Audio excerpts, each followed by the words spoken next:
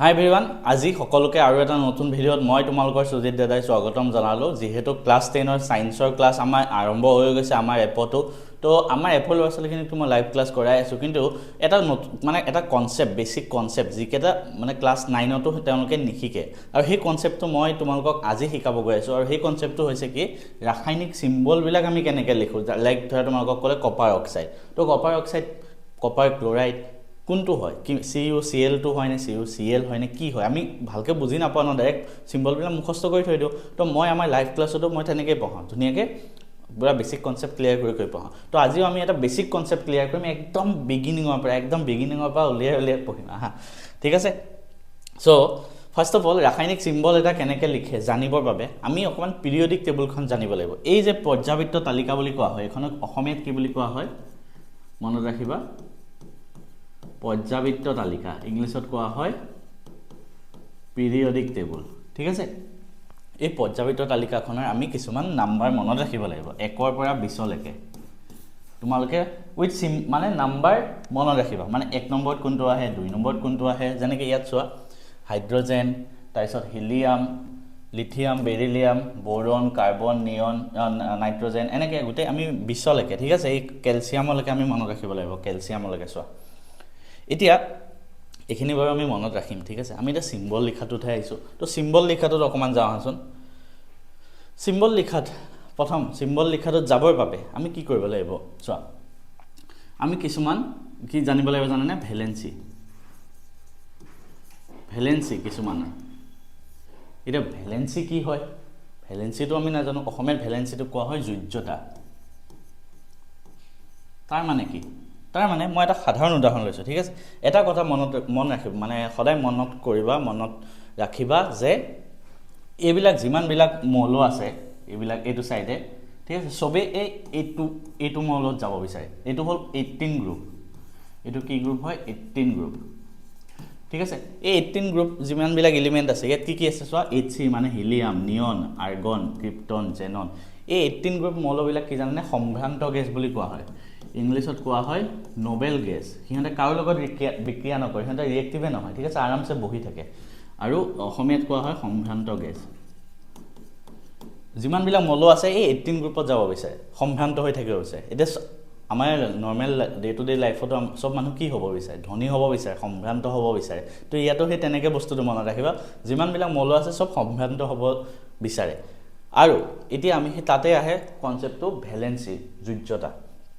মই এটা নৰ্মেল মৌল উঠালোঁ, ধৰা কোনটো উঠাম কোৱা, মেগনেছিয়াম উঠালোঁ ধৰা, ঠিক আছে, মেগনেছিয়াম, ঠিক আছে। এইটো মেগনেছিয়াম লিখি ল'লোঁ এইফালে, মেগনেছিয়াম Mg,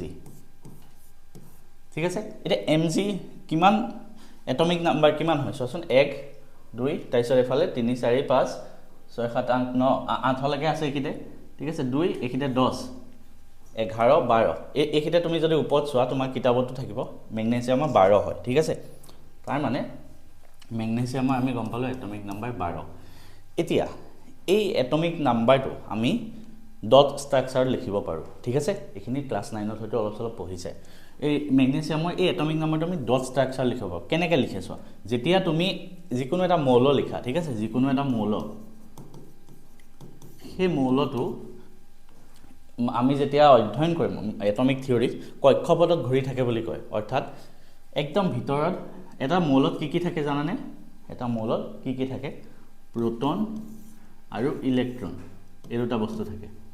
প্ৰ'টন মানে প্লাছবিলাক আৰু ইলেক্ট্ৰন মানে নিগেটিভ চাৰ্জবিলাক, ঠিক আছে। এটা মৌলৰ প্ৰ'টনটো একদম ভিতৰত থাকে, প্লাছবিলাক ভিতৰত থাকে, তাৰ চাৰিওফালে এনেকৈ কক্ষপথত এটা ৰাউণ্ড চেলত ঘূৰি থাকে ইলেক্ট্ৰনবিলাক, ঠিক আছে। আৰু ইয়াৰ কনচেপ্টটো কি মনত ৰাখিবা, একদম ভিতৰৰ যোনটো ৰাউণ্ড চেল তাত মেক্সিমাম 2টা ইলেক্ট্ৰন থাকিব পাৰে, মেক্সিমাম, ঠিক আছে। তাৰ বাহিৰতোত মেক্সিমাম 8টা ইলেক্ট্ৰন থাকিব পাৰে, ঠিক আছে। তাৰ বাহিৰত আৰু এটা আহিব যদি আহে, এইটোতো মেক্সিমাম কেইটা থাকিব পাৰে জানেনে, 8টা হ'ল। তো এনেকৈ হিচাপত থাকে, ঠিক আছে। এতিয়া আমি বস্তু এটা চাম হে, 12 আছে মেগনেছিয়ামৰ 12, ঠিক আছে। তো এই 12টো চোৱা, প্ৰথম একদম ভিতৰৰ পৰা ফিল আপ হ'ব, ঠিক আছে। প্ৰথম কি হ'ব, একদম ভিতৰৰ পৰা 12ৰ পৰা আমি কি কৰিম,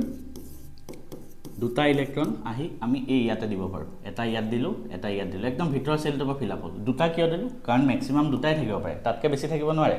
তো 12ৰ পৰা দুটা গ'ল বাকী কেইটা থাকিল 10টা হয়নে বাকী থাকিল 10টা সেই 10টা আমি ক'ত দিম ইয়াতে দিম এইটো চেলত ইয়াত কেইটা দিব পাৰিম এটা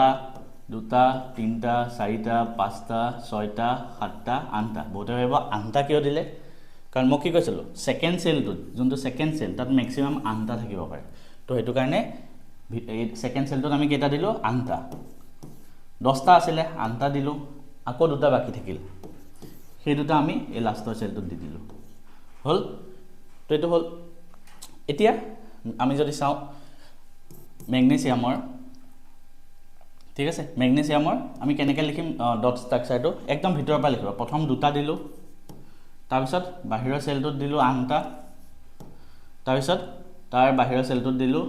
দুটা তো এইটো হৈ গ'ল ইলেক্ট্ৰন ডট ষ্ট্ৰাকচাৰ ঠিক আছে তো তেনেকৈ লিখে ঠিক আছে 2.8.2 তেনেকৈ আৰু ইয়াৰ যোজ্যতা যদি সোধে এই 2 হ'ব ইয়াৰ যোজ্যতা ভেলেন্সি হ'ব 2 এটা ভেলেন্সি 2 কিয় হ'ল ঠিক আছে হেতুটো আমি জানিব লাগিব ভেলেন্সি 2 নো কিয় হ'ল চোৱা যিবিলাক সম্ভ্ৰান্ত গেছ হয় ন সম্ভ্ৰান্ত গেছ যিবিলাক নোবেল গেছ মই 18 গ্ৰুপ এলিমেন্ট কৈছিলোঁ সেইবিলাক মানে কি লাষ্টৰ চেলটো পুৰা ফিল আপ হৈ থাকে কমপ্লিট হৈ থাকে মেক্সিমামত থাকে মানে ইয়াত চোৱা গোটেই ইয়াতে 8টা আছে হয়নে এই লাষ্টৰ চেল ইয়াতে 8টা আছে 8টা কমপ্লিট হৈ আছে কিন্তু এই চেলটোত এটা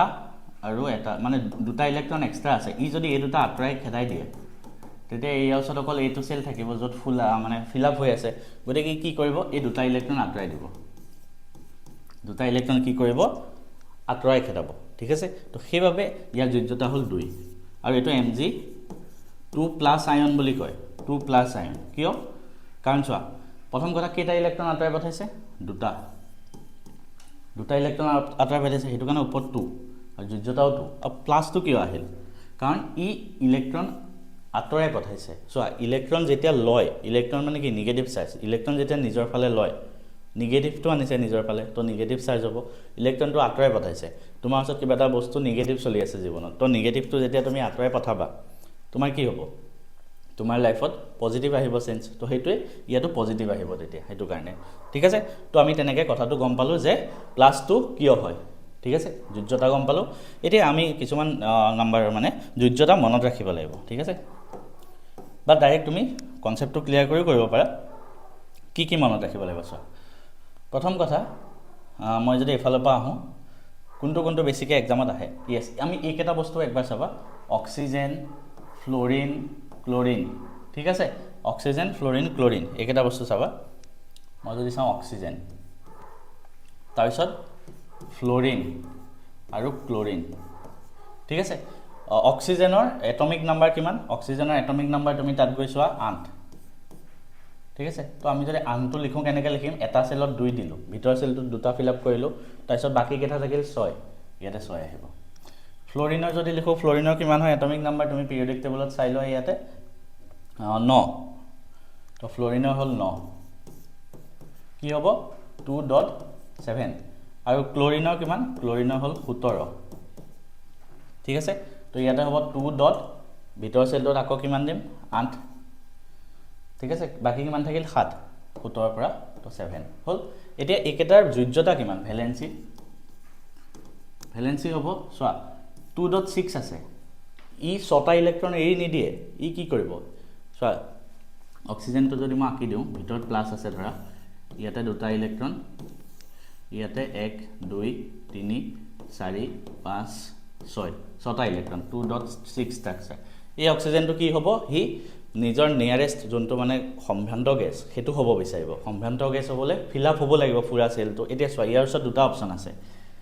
এই লাষ্টৰ চেলত 6টা ইলেক্ট্ৰন আছে হয়নে ই 6টা ইলেক্ট্ৰন আঁতৰাই খেদাব পাৰে তেতিয়া কি হ'ব ভিতৰৰ চেলটো ফিল আপ হৈ যাব সেইটো এটা অপশ্যন ছেকেণ্ড অপশ্যন ইয়াত 6টা ইলেক্ট্ৰন আছে ইট এক্সট্ৰাকৈ দুটা ইলেক্ট্ৰন লৈও ল'ব পাৰে ই যদি এক্সট্ৰাকৈ দুটা ইলেক্ট্ৰন লৈ লয় অলৰেডি 6টা ইলেক্ট্ৰন আছে আৰু দুটা লৈ মিলি 8 হৈ যাব মানে এই চেলটো ফিল আপ হৈ যাব মানে ই সম্ভ্ৰান্ত গেছ হৈ যাব তো ইয়াৰ ওচৰত দুটা অপশ্যন 6টা ইলেক্ট্ৰন এৰি দিয়াৰ আৰু দুটা ইলেক্ট্ৰন লোৱা তোমালোকে ভাবা কোনটো সহজ ঠিক আছে তোমালোকে নিজে ভাবা 6টা আঁতৰাই দিয়াটো সহজ তোমালোকৰ ওচৰত ধৰা মই কি ক'ম 6টা গধুৰ বল আছে তোমাক ক'লে 6টা গধুৰ বল আঁতৰাই দিয়া নহ'লে আঁতৰৰ পৰা মানে 2টা গধুৰ বল ওচৰলৈ টানি আনা তোমালোকে কোনটো কাম কৰিবা 6টা আঁতৰাই দিয়াটো বেছি টান তো তোমালোকে কি কৰিবা 2টা গধুৰ বল ওচৰলৈ টানি আনিবা হয়নে তো ইও সেইটোৱে কাম কৰিব ই 2টা ইলেক্ট্ৰন নিজৰ ফালে টানি লৈ যাব তো সেইবাবে অক্সিজেনৰ ভেলেন্সি হ'ব 2 যোজ্যতা 2 হয় কিন্তু ই নিগেটিভ আয়ন গঠন কৰে O2 মাইনাছ ঠিক আছে সিমিলাৰলি ফ্লোৰিনৰ ক্ষেত্ৰতো যোজ্যতা 1 হ'ব ঠিক আছে ক্লোৰিনৰ ক্ষেত্ৰতো যোজ্যতা 1 হ'ব কমপ্লিট কৰিবলৈ আৰু এইবিলাক সব নিগেটিভ আয়ন ঠিক আছে আৰু তাৰ পিছতে আমি যদি পজিটিভ আয়ন কিছুমান মনত ৰাখিব লাগে যেনেকৈ এলুমিনিয়াম ঠিক আছে এলুমিনিয়ামৰ 3 হয় মনত ৰাখিবা এলুমিনিয়ামৰ মনত ৰাখিবা তাৰ পিছতে সোডিয়াম মেগনেছিয়াম ক্যালসিয়াম পটাছিয়াম এইবিলাক মনত ৰাখিবা ঠিক আছে ইমানখিনি মনত ৰাখিলে হ'ল যিমানখিনি লাগে মই তোমালোকক কৈ দিছোঁ ওকে এতিয়া আমি কেনেকেনো আমি লিখিম ঠিক আছে কেনেকৈ লিখিম 1 মিনিট আমি কেনেকৈ লিখিম চোৱা যোজ্যতাটো আমি কেনেকৈ লিখিম মই কি ক'লোঁ সোডিয়াম মেগনেছিয়াম পটাছিয়াম ক্যালসিয়াম আৰু এলুমিনিয়াম এইকেইটাই মোষ্টলি আহি থাকে আমাৰ এক্সামত এইবিলাকে প্লাছ আয়ন গঠন কৰে আৰু এফালে মই লিখিলোঁ ক্লোৰিন ফ্লোৰিন অক্সিজেন এইকেইটা বেছি আহে হ'ল এতিয়া সোডিয়াম সোডিয়ামৰ যোজ্যতা কেইটাও লিখি দিছোঁ 1 হয় মেগনেছিয়ামৰ 2 হয় পটাছিয়ামৰ 1 হয় ক্যালসিয়ামৰ 2 হয় এলুমিনিয়ামৰ 3 হয় এইবিলাক যোজ্যতা হে ক্লোৰিনৰ 1 হয় ফ্লোৰিনৰ 1 হয় অক্সিজেনৰ 2 হয় আমি কেনেকৈ লিখিম তোমাক ধৰা ক'লে ইয়েছ আৰু এটা আহে কপাৰটো চাগে মই লিখিব থাকি গ'ল নেকি কপাৰ ক'ত গ'ল কপাৰৰ যোজ্যতা 2 মনত ৰাখি থবা ঠিক আছে কপাৰো আহি থাকে মই লিখি দিছোঁ কপাৰৰ 2 এতিয়া আমাক ধৰা ক'লে একদম সহজকৈ আৰম্ভ কৰিছোঁ সোডিয়াম ক্লোৰাইড আমাক কি ক'লে আমি লিখিব লাগে সোডিয়াম ক্লোৰাইড আমি কি কৰিম সোডিয়াম লিখিলোঁ ক্লোৰিন লিখিলোঁ সোডিয়ামৰ যোজ্যতা কিমান চোৱা 1 ক্লোৰিনৰ কিমান 1 লিখিলোঁ তাৰপিছত এইটোৰ লগত এইটো পূৰণ কৰা এইটোৰ লগত এইটো পূৰণ কৰা কি হ'ব Na1Cl1 1 থাকিলে আমি নিলিখোঁ আৰু তো এইটো কি হ'ব NaCl সেইটোৱে হৈ গ'ল ঠিক আছে তো তেনেকৈ আমি কি লিখিম তেনেকৈ আমি লিখিম তোমাৰ কেনেকৈ এইবিলাক মানে চিম্বলবিলাক লিখে এতিয়া অকণমান আৰু এটা বেলেগ যদি চাওঁ ধৰা তোমাক ক'লে কপাৰ ক্লোৰাইড কি ক'লে কপাৰ ক্লোৰাইড ঠিক আছে তো কপাৰ ক্লোৰাইড যদি কয় তেতিয়া আমি কি কৰিম কপাৰ লিখিলোঁ ক্লোৰিন লিখিলোঁ কপাৰৰ যোজ্যতা কিমান 2 ক্লোৰিনৰ 1 হ'ল তো আমি কি কৰিম ক্ৰছ মাল্টিপ্লাই কপাৰ এইটো তো কপাৰৰ লগত 1 আহিব 1 আহিলে নিলিখিলেও হ'ল কপাৰ ক্লোৰিনৰ লগত 2 আহিব Cl2 তেনেকৈ ঠিক আছে তো তেনেকৈ তোমালোকে বহুত কেইটা পাবা মই আৰু দুটামান দেখাই দিওঁ চোৱা এতিয়া যদি মই কওঁ তোমালোকক ধৰা মেগনেছিয়াম অক্সাইড তেতিয়া কি কৰিবা মেগনেছিয়াম Mg এফালে O মেগনেছিয়াম অক্সাইড O এতিয়া চোৱা মেগনেছিয়ামৰ যোজ্যতা 2 লিখিলোঁ অক্সিজেনৰ যোজ্যতা এফালে 2 হ'ল তাৰপিছত আমি ক্ৰছ মাল্টিপ্লাই কৰিম এইটোৰ লগত এইটো Mg2O2 এতিয়া চোৱা ইয়াতো 2 আছে ইয়াতো 2 আছে ডিভাইড কৰা টাইপ ভাবা কাটি দিব নোৱাৰি জানো 2 কাটি দিয়া এইবিলাক এক্সামত কৰি থাকিব নালাগে মাৰ্কছ কাটি দিব তো 2 কাটি দিলোঁ কি থাকিল MgO হৈ গ'ল ইমান ইজি ঠিক আছে তো তেনেকৈ তোমালোকে যিকোনো তোমালোকে লিখিব পাৰা যিকোনোৰে যোজ্যতা লিখিব পাৰা আৰু এটা দেখাই দিওঁ ধৰা ক'লে এলুমিনিয়াম ক্লোৰাইড আমি কি কৰিম এলুমিনিয়াম ক্লোৰিন লিখিলোঁ এলুমিনিয়ামৰ 1 ক্লোৰিনৰ 2 এলুমিনিয়ামৰ 3 ক্লোৰিনৰ 1 ক্ৰছ মাল্টিপ্লাই AlCl3 হ'ল আকৌ ক'লে ধৰা কেলছিয়াম অক্সাইড কি ক'লে এবাৰ কেলছিয়াম অক্সাইড কেলছিয়ামৰ 2 অক্সিজেনৰ 2 ক্ৰছ মাল্টিপ্লাই কৰিম Ca ইয়াতো তুমি কাটি ল'ব পাৰা ইয়াতো কাটি ল'ব পাৰা ইয়েছ 2 আৰু 2 আছে 2 আৰু 2 কাটি দিয়া 1 আৰু 1 থাকিব ন তো ডাইৰেক্ট এইটো আৰু এইটো পূৰণ কৰি দিয়া CaO হৈ গ'ল ঠিক আছে তো তেনেকৈ কৰিবা এতিয়া আৰু কিছুমান আয়ন আহে কিছুমান এক্সট্ৰা আয়নো আহে দুটা কমন আয়ন আছে ঠিক আছে কিছুমান এক্সট্ৰা আয়ন আহে এটা হ'ল সালফেট আয়ন SO4 এটা হ'ল হাইড্ৰক্সাইড আয়ন SO4 2- হিচাপে থাকে হাইড্ৰক্সাইড - হিচাপে থাকে মানে SO4 ৰ যোজ্যতা সদায় 2 বুলি ধৰিবা হাইড্ৰক্সাইডৰ 1 বুলি ধৰিবা ঠিক আছে তো তেনেকৈ আহে আৰু এটা NO3 আহে নাইট্ৰেট আয়ন NO3 মাইনাছত থাকে সদায় মানে NO3 যোজ্যতা 1 মানে কি মই এটা এক্সাম্পল দি দিছোঁ ধৰা তোমাক ক'লে কেলছিয়াম সালফেট আমি লিখিব লাগে কেলছিয়ামৰ যোজ্যতা 2 সালফেটৰ যোজ্যতা 2 2 আৰু 2 আছে কাটি দিব পাৰি 1 আৰু 1 হ'ব তো ক্ৰছ মাল্টিপ্লাই কৰিলে CaSO4 ঠিক আছে সিমিলাৰলি আমাক যদি বা বেলেগ এটা কলেজ বোলে সোডিয়াম সালফেট লিখা কি লিখা সোডিয়াম সালফেট Na সোডিয়াম আৰু এফালে সালফেটৰ SO4 সোডিয়ামৰ যোজ্যতা 1 সালফেটৰ 2 ক্ৰছ মাল্টিপ্লাই কৰো ক্ৰছ মাল্টিপ্লাই Na2SO4 ঠিক আছে আৰু এটা একিটা মনত ৰাখিবা বেৰিয়ামৰ হল 2 যোজ্যতা ঠিক আছে তো তেনেকৈ আমি এবিলাকো লিখিব পাৰো NO3 লগত লিখিলো ধৰা ঠিক আছে NO3 লগত লিখি দেখাই দিওঁ আমাক ধৰা ক'লে মেগনেছিয়াম নাইট্ৰেট কি মেগনেছিয়াম নাইট্ৰেট তো Mg এফালে NO3 মেগনেছিয়ামৰ 2 NO3 1 cross multiply Mg NO3 2 two ক'ত লিখিম 2 আছে ন এই ক্ৰছ মাল্টিপ্লাই ব্ৰেকেট দি পেলাই 2 হৈ গ'ল তো তেনেকৈ যোজ্যতাবিলাক লিখিব পাৰা আমাৰ ক্লাছটো দীঘলীয়া হ'ল আমি সায়েন্সৰ ডিটেইলছ ক্লাছ এনেকৈ ধুনীয়াকৈ মই লাইভ ক্লাছ এভৰিথিং কৰাওঁ ইয়াতে কি থাকে জানানে ইয়াতে লাইভ ক্লাছ থাকে ৰেকৰ্ডেডো থাকিব সেইখিনি কমপ্লিট NCERT কভাৰেজ দিয়া হয় হ্যাঁ গোটেই NCERT মই কমপ্লিট কৰি দিওঁ ইয়াৰ উপৰি ইয়াত ৰেফাৰেন্স বুক আছে এক্সট্ৰা ৰেফাৰেন্স কি পঢ়িব লাগে সবে খুদি থাকে ন CBSE ৰেফাৰেন্স মই নিজে ৰেফাৰেন্স বুক বনাইছো আৰু সেই ৰেফাৰেন্স বুক অকল এই সায়েন্সৰ ষ্টুডেন্ট যিখিনি আছে সিহঁতেহে পাব